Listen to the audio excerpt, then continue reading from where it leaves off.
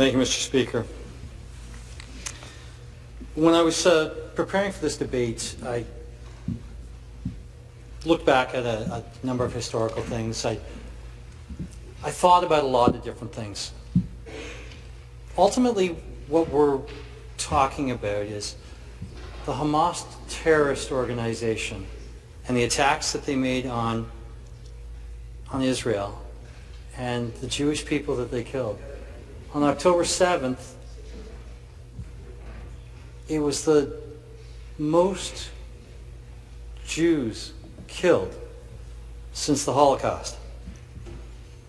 And I thought about that, and I took a step back and started looking at some of the things from the Holocaust moving forward.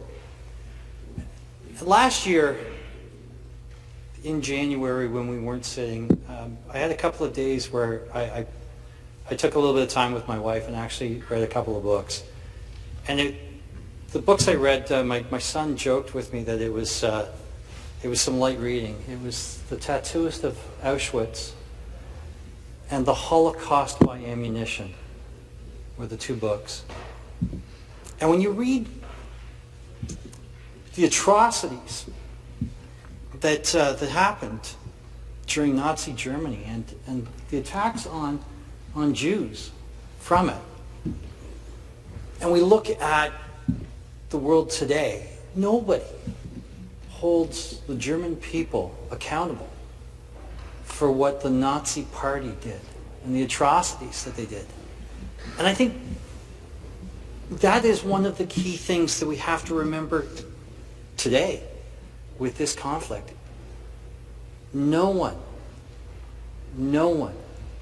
is saying that Palestinian citizens, those innocent individuals who live in Gaza, are responsible for this. It is the Hamas terrorist organization that has done this. And as I look back at my life and some of the things that have gone on, and I've talked to my kids about this, we all live in 2023, yes, but we live in a vastly different world here in Ontario than they do in the Middle East. And it's really difficult to take what would be our standards, our norms, and apply that in Israel. And my daughter asked me about this, and she said, why can't we? And I said to her, you're 26. Have you ever heard air raid sirens? And her answer was no. And air raid sirens are something that frequently goes off in different communities in Israel. On October the 7th at 6:30 in the morning in Jerusalem, the air raid sirens went off. I'm 53. The only time I've heard an air raid siren go off is when they were doing some work on a building that had an air raid siren, and they made a mistake on the electrical. And it went off because they thought they were removing the electricity to that siren, but they actually activated the electricity to that siren. And everyone was confused as to what that noise was. But it's not an unusual sound to hear in Israel. And my daughter said to me, there's a report of the terrorists coming into the kibbutz and going into safe rooms. What's a safe room? And when you stop and think about that for a minute, if you live in Israel, when you build your home, you build a bomb-resistant room to protect your family from terrorist attacks. We don't live in the same world that they do. Because we don't have to have that. We don't have anything in our Ontario building code to define what a safe room should be, or how thick the walls should be to protect you from a rocket attack.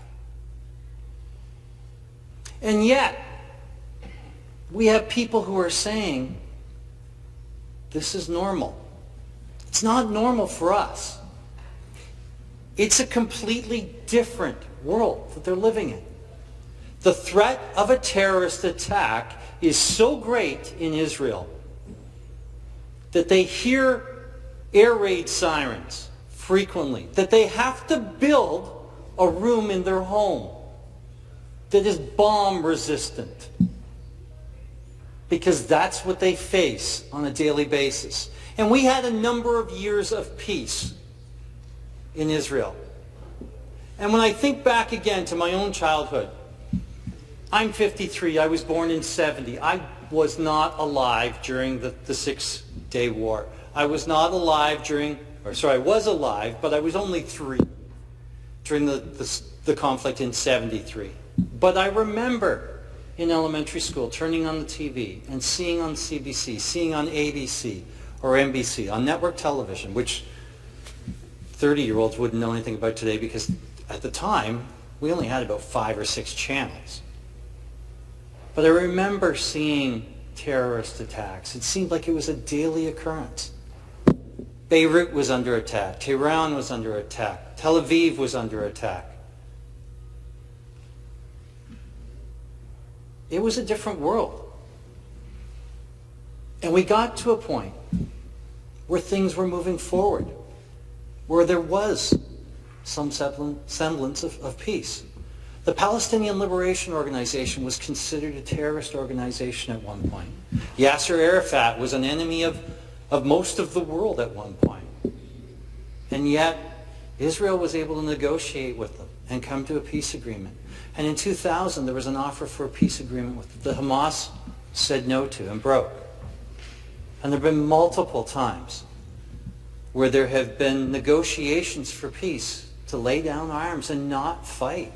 And Hamas has always said no to it. And in their charter, it's been said multiple times, in the charter for Hamas, it is the annihilation of Israel. Their statement, from river to sea, that is all of Israel.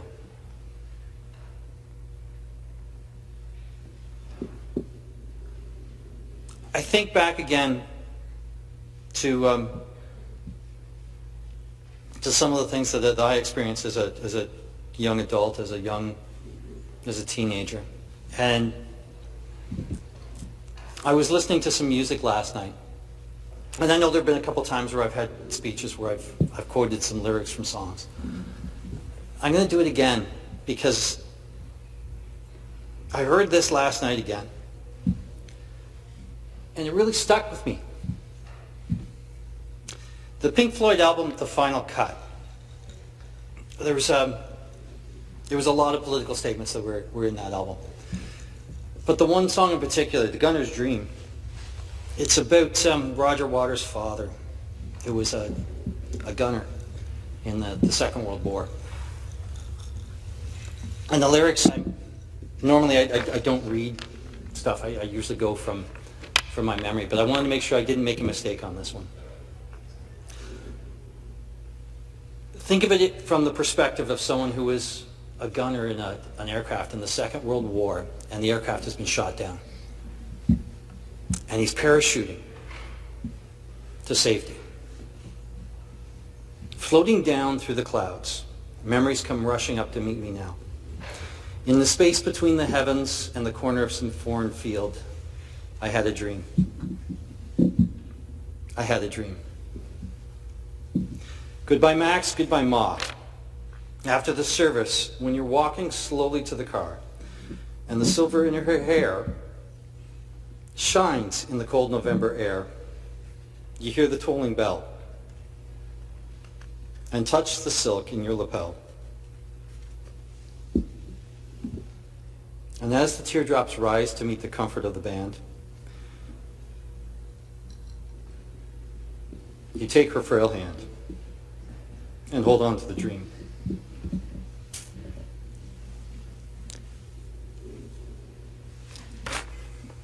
During the Second World War,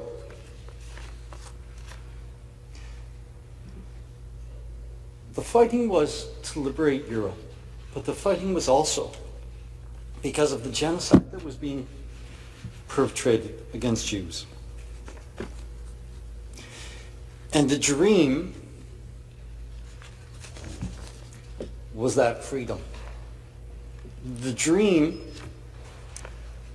was stopping the racism, the hatred, and the demonizing of a race of people. And the song goes on to say, a place to stay, enough to eat. Somewhere old heroes shuffle safely down the street. Where you can speak out loud about your doubts and fears. And what's more, no one ever disappears. You never hear their standard issue kicking in the door. You can relax on both sides of the tracks. And maniacs don't blow holes in bandsmen by remote control. Everyone has recourse to the law, and no one kills the children anymore. No one kills the children anymore.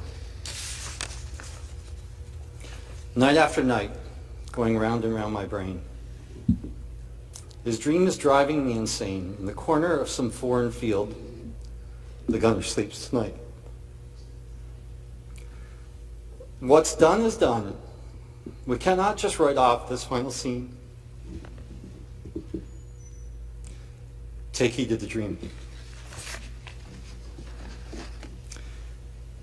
That was written in 1983. And it was the memories of a musician, what his father went through, fighting against an oppressive group who wanted to destroy an entire race of people because they saw those people as the source of all of their problems. And when the rest of the world got involved in the war, and the rest of the world stepped forward, and they saw the atrocities that were perpetuated on these individuals. We hear the stories of what it looked like in Auschwitz. We've seen the photos of how Jews were treated. Germany, the Nazis, knew what they were doing was wrong and they hid it. Hamas live streamed what they were doing, and we're very proud of the fact that they went into villages and killed people, families, children. There was a peace festival going on. Think about this. Let's put it in perspective for North America. Taylor Swift draws how many thousands of people to one of her events? And all of those Taylor Swift fans are there cheering on, listening to the music. And armed terrorists come in and shoot and kill 260 of them.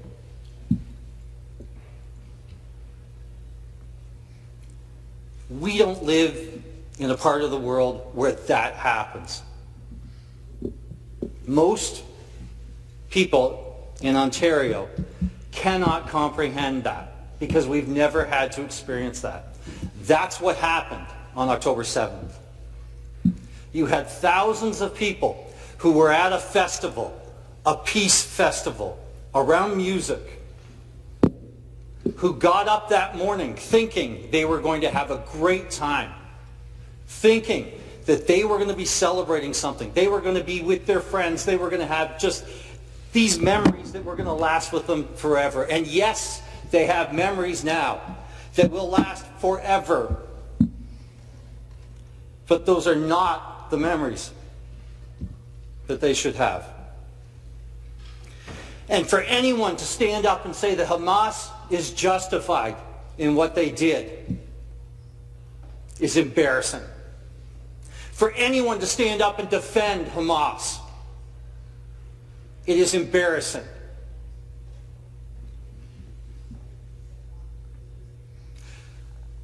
After the Second World War, the world said, we will not forget.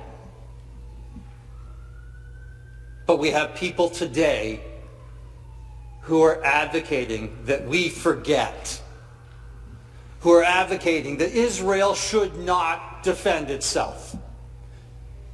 There are people right now on social media from our communities who are standing up and saying Israel does not have the right to defend itself. And I remind you, at 6:30 a.m., air raid sirens went off in Jerusalem. Not because of anything that the Jewish people in Israel did, because a terrorist organization wanted to strike fear in an entire country. An organization whose mandate says that they are going to destroy the state of Israel. A number of people have said that if they just lay down their weapons, it would all be over. And you're right. If Israel laid down their weapons, it would all be over. There would be no Israel. There would be an annihilation of Jews. That cannot happen. Anyone who professes to be anti-racist, anyone who stands up and says that we have to treat everyone equally, and then in the next breath defends Hamas, is a word that I would be asked to withdraw. So I won't say it directly, but it starts with an animal like a hippo and ends with a crit. I didn't say the word directly. That's what we're facing today. And I cannot believe that we have people who are standing up and defending Hamas. Oh, you.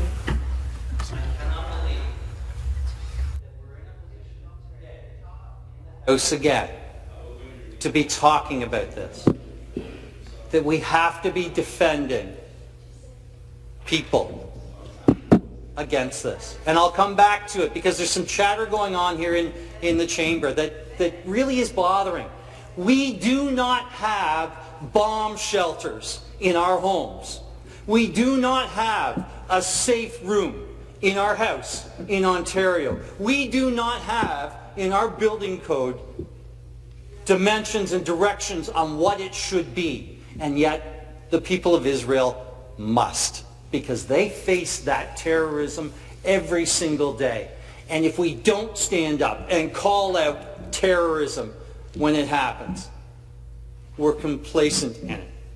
We're accepting it. And we should never accept that. I'll go back to the song from Pink Floyd, The Gunner's Dream.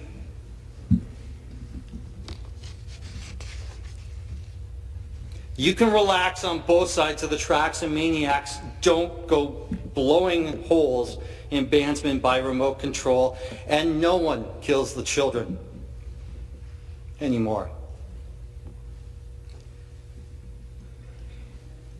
We're in a time where we should be celebrating all of the good things that have gone on. We're in a time where we shouldn't have to be talking about terrorist activity. But unfortunately we are. We have people who are members of provincial parliament who are defending those actions. That is indefensible. We must stand with resolve. We must condemn Hamas. We must condemn terrorism. and all of us must stand with Israel. Thank you, Madam Speaker.